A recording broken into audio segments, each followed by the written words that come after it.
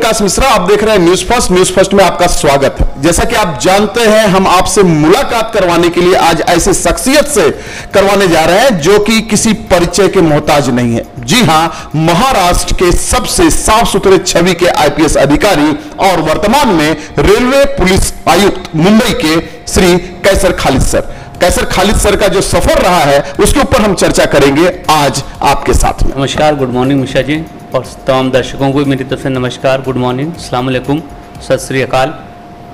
Sir, कई महीनों के बाद में आपको इतनी बड़ी जिम्मेदारी दी गई है, रेलवे पुलिस आयुक्त बनाया गया है, कैसा महसूस कर रहे हैं सर आप? मैं समझता हूं कि आप जिस भी पोजीशन पर हैं वहां पे आपको शासन कोई ना कोई जिम्मेदारी देती है, और मेरा ये मानना है कि हमें क्या मिलता है वो इम्पोर्टेंट नहीं है, हम क्या परंपरा छोड़ के जाते हैं वो इम्पोर्टेंट है। तो मैंने इसके पहले लंबे समय तक फील्ड में काम किया है, महाराष्ट्र पुलिस मुख्यालय में काम किया है, जहाँ मैं स्टेट हेड था क्राइम अगेंस्ट वीकर सेक्शन का। Crime against women and children भी मैंने काफ़ी लंबे अरसे तक देखा है, तो उसकी जिम्मेदारी अलग थी। वहाँ पे मुझे ये इंश्योर करना था कि फील्ड के तमाम यूनिट्स अपनी जिम्मेदारी अदा कर रहे हैं। जो समाज का सबसे दबा कुचला वर्ग है, सबसे पिछड़ा वर्ग है, उसको न्याय मिलता है। उस पर कोई अन्याय या अत्याचार होता है तो उसकी पुलिस में रजिस्ट्रेशन होती है, इन्वेस्टिगेशन होती है, प्रॉपर उसकी प्रोसिक्यूशन की प्रोसेस स्टार्ट की जाती है। उनको जो कंपनसेशन शासन की तरफ से मिलना है वो मिलता है, और इसमें कोई ढिलाई नहीं होती है। और कोई अधिकारी या संस्था अगर ढिलाई करते हुए पाया जाता है तो उस पर कार्रवाई हो। मैं समझता हूं कि आज आप अगर महाराष्ट्र राज्य पुलिस मुख्यालय में जाकर मेरे काम के बारे में किसी भी वरिष्ठ या कनिष्ठ अधिकारी को पूछेंगे तो आपको ये बात ज़रूर बताएगा कि एक मृतप्राय डिपार्टमेंट को हम लोगों ने ज़िंदा किया है, और हम लोगों ने ये इंश्योर किया कि उसका जो मैंडेट है वो डिस्चार्ज हो, और उसमें जो काम शासन ने हमको दिया है वो काम पूरी जिम्मेदारी के साथ, पूरे इंटरेस्ट के साथ, पूरी सिंसियरिटी के साथ हो। अभी ये नवीन जिम्मेदारी है पुलिस आयुक्त की, और आपको मालूम है कि मुंबई रेलवे पुलिस आयुक्त का जो एरिया है वो गुजरात बॉर्डर से शुरू होकर मुंबई शहर और यहाँ से फिर आगे कसारा घाट स्टेशन तक या उससे थोड़ा आगे, और इस तरफ करजत से आगे खोपोली तक, और इस तरफ पनवेल तक, ये उसका क्षेत्र है जिम्मेदारी का। और रेलवे में रोज़ 70 से 80 लाख लोग सफ़र करते हैं।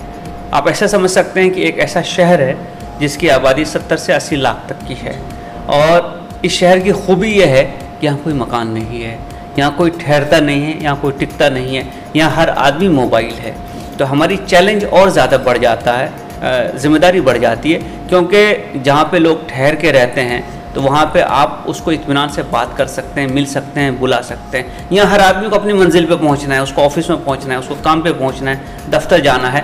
तो उसके साथ कोई घटना हो जाती है तो उस घटना में उसके दो एम्फेसिस होते हैं, एक तो वो नौकरी भी नहीं छोड़ सकता है, और दूसरा उसको न्याय भी मिलना चाहिए। तो हमारी जिम्मेदारी और मुश्किल हो जाती है। और अगर आप हिस्ट्री को देखें तो जो रेलवे नेटवर्क है पुलिस आयुक्त मुंबई का, उसमें 26 बार बॉम्ब ब्लास्ट और 26/11 में बहुत मेजर टेररिस्ट अटैक हो चुका है। 50 से ज़्यादा लोग उसमें शहीद हुए, हमारे ऑफिसर खुद शहीद हुए हैं। तो ये जो थ्रेट है, ये कोई थ्रेट 26/11 के बाद ख़त्म नहीं हुआ, उसकी इनपुट्स सदा आती रहती है। और आपको मालूम है कि नेटवर्क जो है बढ़ता ही जा रहा है।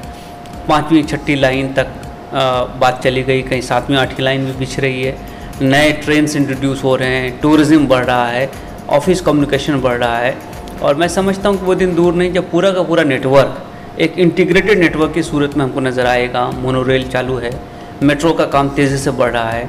अभी प्रस्ताव हम लोगों ने कोंकण रेलवे को भी मुंबई रेलवे पुलिस आयुक्त के जिम्मेदारी के क्षेत्र में लाने के लिए किया है, क्योंकि अभी तक वहाँ कोई इंतरना नहीं है। अब वो लाइन भी इलेक्ट्रीफाई हो रही है, डबलिंग का प्रपोजल है। तो अगर आप देखिएगा तो number of passengers, number of trains, number of freight trains, number of luxury trains, number of tourist trains, वो बढ़ता जा रहा है। अभी डेडिकेटेड फ्लाइट कॉरिडोर बन रहा है, उसमें बहुत सारा माल की ढुलाई का अरेंजमेंट किया जाएगा।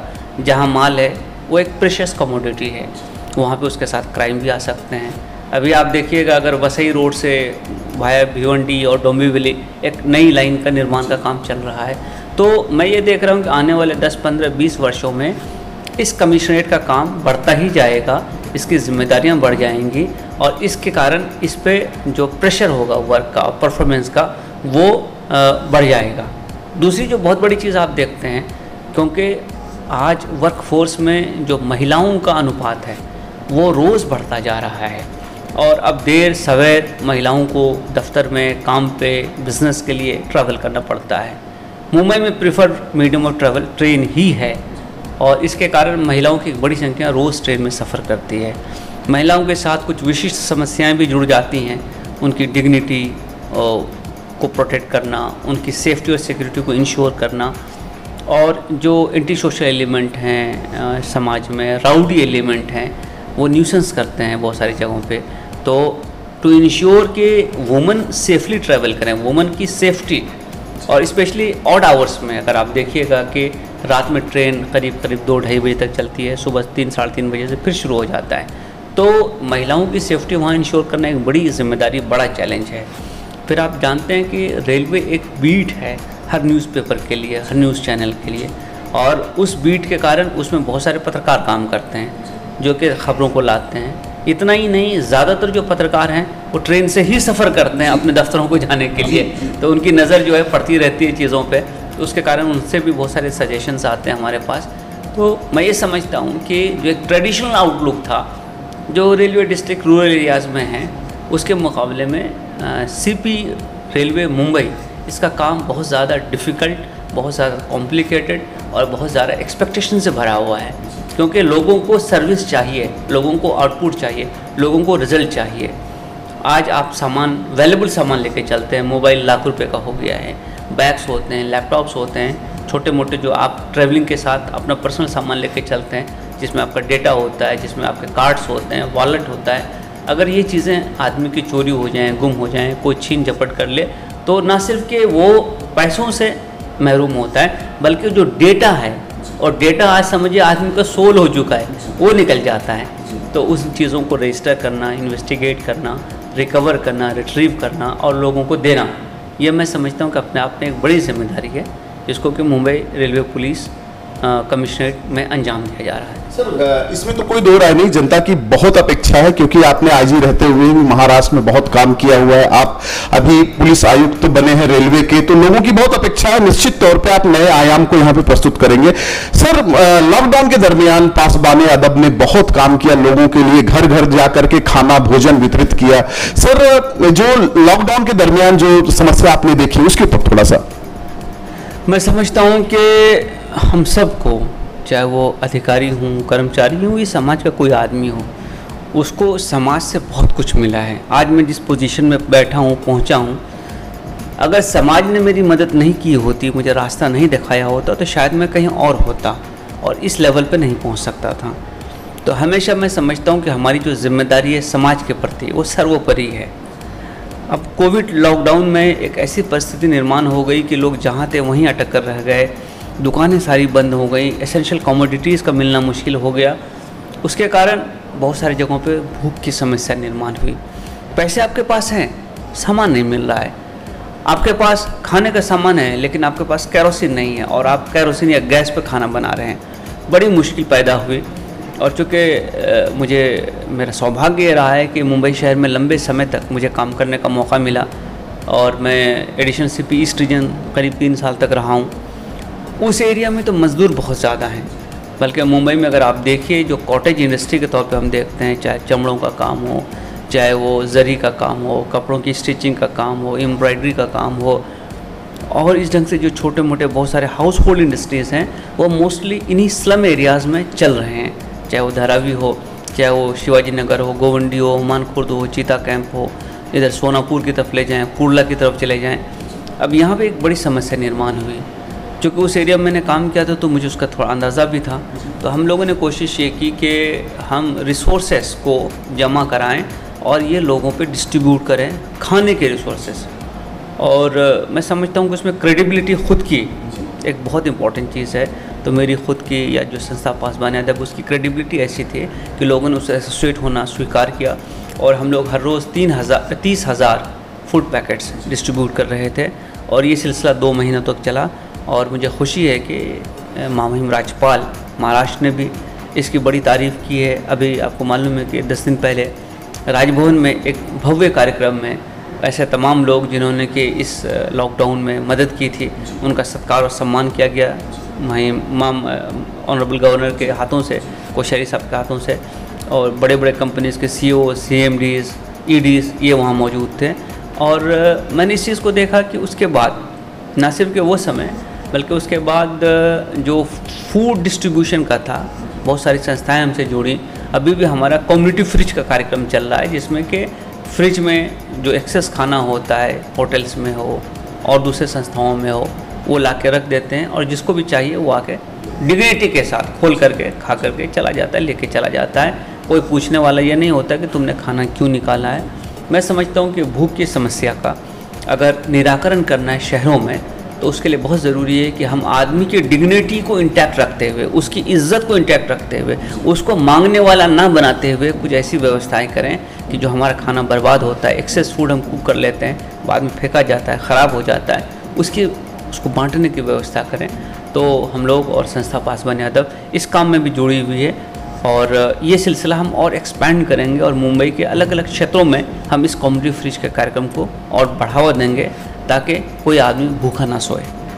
सर, जैसा कि देखा गया लॉकडाउन के दरमियान पासबान ने निश्चित तौर पे बहुत अच्छा काम किया और जैसा कि आप बता रहे हैं महामहिम राज्यपाल जी ने इसको प्रोत्साहित करने के लिए आपको सम्मान भी दिए। सर, ऐसे बहुत सी संस्थाएं हैं जो आज समाज में गरीबों के लिए, मजलूमों के लिए, दबे कुचलों के लिए काम कर रही है।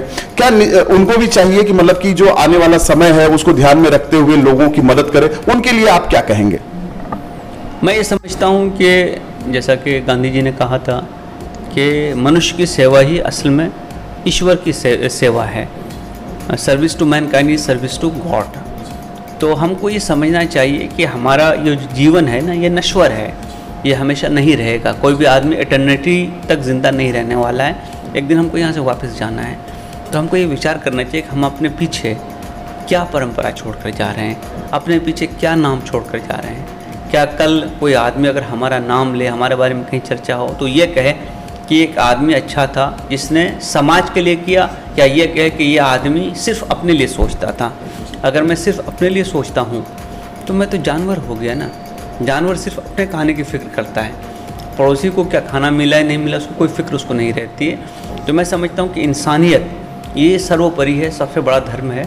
और हम सबको कोशिश ये करनी चाहिए कि हम जहाँ पे भी रहें, जिस पोजीशन पे भी रहें सोसाइटी में, हम समाज के लिए ज़रूर विचार करें।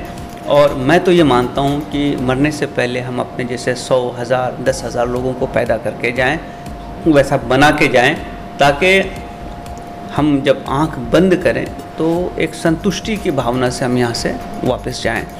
तो मेरी कोशिश यही है और मैं लोगों को यही कहता हूँ कि अपने जैसा, अगर तुम अपने आप को अच्छा समझते हो तो अपने जैसे 10, 20, 50, 100 लोगों को पैदा तो करो। मेरे पास तो बहुत सारी समस्याएं थी, मुझे कोई गाइडेंस नहीं था, मैं देहात का पैदा हुआ आदमी हूँ। हमारा स्कूल टाटपट्टी का स्कूल था, शिक्षकों की संख्या नहीं होती थी, ट्यूशन नहीं मिलते थे, कंप्यूटर का एज नहीं था, उसके बावजूद हम यहाँ तक पहुँच पाए। अगर हम इन बच्चों पे मेहनत करेंगे जो इन्फॉर्मेशन एज में पैदा हुए हैं, ये तो हमसे बहुत आगे जा सकते हैं। और मैं वो आदमी हूँ जो हमेशा इस बात पे यकीन रखता है कि इंसान की पोटेंशियल की कोई लिमिट नहीं है और हर आदमी में कुछ ना कुछ पोटेंशियल है। हमारी कोशिश ये होनी चाहिए कि हम उसको बढ़ावा दें, उस पोटेंशियल को आगे बढ़ाएं, उसको डेवलप होने का मौका दें, उसकी मदद करें जहाँ तक कर सकते हैं। मैं समझता हूँ कि अगर हमने ये किया तो हम एक इंसान के तौर पे एक सक्सेसफुल लाइफ जी पाएंगे और शायद जब हम इस दुनिया से जाने लगेंगे तो हमारे में एक कंटेनमेंट की भावना होगी, एक संतुष्टि होगी। और सिर्फ ऐसा नहीं होगा कि हमने अपने लिए जमा किया। मैं यहाँ पे शेख सादी जो बड़े मशहूर पर्शियन के पोएट हैं, गुलिस्तान बोस्तान जिन्होंने लिखी है, उनकी कुछ कोट्स हम लोगों ने पढ़ी थी स्कूल में। तो एक कोट उसमें ऐसा हुआ करता था कि अक्लमंद वो है जिसने कमाया और ख़र्च किया और बेवकूफ़ वो है जो जमा किया और मर गया। तो मैं समझता हूँ कि हमको इस पर ज़रूर विचार करना चाहिए। सर दूसरों का है, लेकिन जनता की हमेशा मांग रहती है। आप बहुत ज्यादा, आपकी पंक्ति बहुत फेमस हुई है, ये है दौरे हवस। सर उसको भी जरा जनता के सामने एक बार आप सुनाएंगे तो बढ़िया रहेगा। ये दरअसल मेरा लाइफ के बारे में कन्विक्शन भी है कि ये है दौरे हवस, लेकिन ऐसा भी क्या। माना कि ये ग्रीड का एज है, माना कि ये डिज़ायर्स का एज है, ये है दौरे हवस, लेकिन ऐसा भी क्या, आदमी कम से कम आदमी तो रहे। तो इंसान को तो सबसे पहले इंसान बनना चाहिए।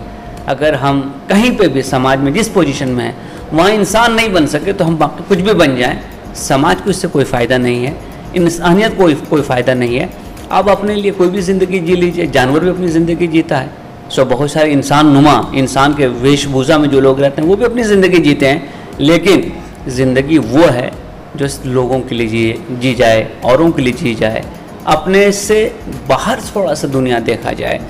मैं, मेरा परिवार, मेरी फैमिली, मेरे दोस्त, ये तो सबको इम्पोर्टेंट होते हैं, लेकिन क्या समाज का जो सबसे दबा कुचला आदमी है उसके लिए मेरे मन में कोई भावना है? क्या मैं उसके लिए कोई कोशिश कर रहा हूँ? क्या मैं उसको थोड़ा सा सहारा दे रहा हूँ? क्या मैं उसको चलने के लायक बना रहा हूँ? अगर हम ये नहीं कर सके तो मैं समझता हूँ कि जीवन जो है वो निष्फल गया। फिर क्या बात है, आपने सुना, ये है दौरे हवस मगर, ये है दौरे हवस मगर ऐसा भी क्या, कम से कम आदमी आदमी तो रहे। ऐसी सोच रखने वाले महाराष्ट्र के सबसे साफ सुथरे छवि के आईपीएस अधिकारी जो सीधे दिलों पर चोट करते हैं, ऐसे जाने जाते हैं। और इतना बड़ा सरकार ने उनको जिम्मेदारी दिया हुआ है, जो रेल आयुक्तालय इनको मिला हुआ है, वो ये इतना बड़ा विभाग है कि इनके लिए बहुत बड़ी चुनौती रहेगी। महिलाओं की सुरक्षा, बच्चों को किस तरह से यहां पर वो रहे, ये सब सारी चीजें जो रहेगी, निश्चित तौर पर जनता की उम्मीदें इनके ऊपर बहुत ज्यादा रहेंगी। कैमरा पर्सन अनिल जायसवाल के साथ ओम प्रकाश मिश्र, न्यूज फर्स्ट, मुंबई।